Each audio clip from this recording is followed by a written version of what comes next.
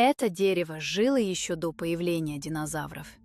И, возможно, оно переживет нас всех. 1945 год. Хиросима. В эпицентре ядерного взрыва погибло все живое. Но весной следующего года обгоревшее дерево гинго дало новые почки.